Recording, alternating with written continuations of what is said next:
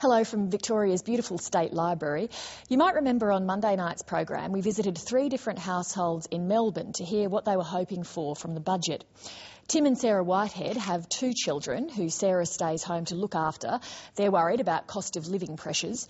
Sharon and Paul Redmond live in a rented house because they can't afford to buy. Sharon's on a disability support pension and Paul runs a small gardening business.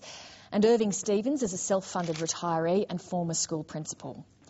They've all paid close attention to the budget and they're here with me now to give us their verdicts. Welcome to all of you. Let me start with you, Tim and Sarah. You told us on Monday that cost of living's a pretty constant pressure. Did you see much in the budget that you think will help you out? There were a few carrots, but the main impact of the budget seems to be that the government has decided to freeze the family tax benefit, which is netting them $2 billion over the next 4 years.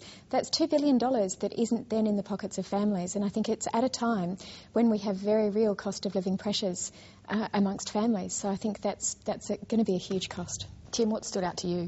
Oh, that was one of the big things that stood out, and I think it means that the big winners from the budget will be caravan parks, because that's where we're going to take our holidays for the next 3 years. The other thing that stood out was I was very pleased with what they did about health. It was really good to see so much extra funding for disability services. To go from $700 million to $2.2 billion is a really good recognition of the importance of that area.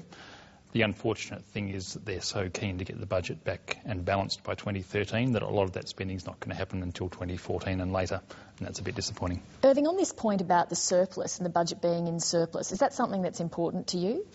Yes, I believe so, but I suspect it's better for the budget to go into deficit on occasions when it can provide the necessary additional social services. So what did you think overall of the budget this year? I'm relatively pleased about it. I think it's tried to develop an environment of a healthy economic environment, which is good for business, good for profits, good for superannuation, good for returns to self-funded retirees. A pretty selfish approach, I know, but that's the reality of it. So overall, when you look at it, does it make you better off, worse off, about the same? Oh, I'm glad you gave me the other alternative. About the same, reasonably comfortable, I suggest. Okay. Sharon, Tim mentioned before extra funding for disabilities. How does the budget affect you? I don't think it affects me at all. There has been no change.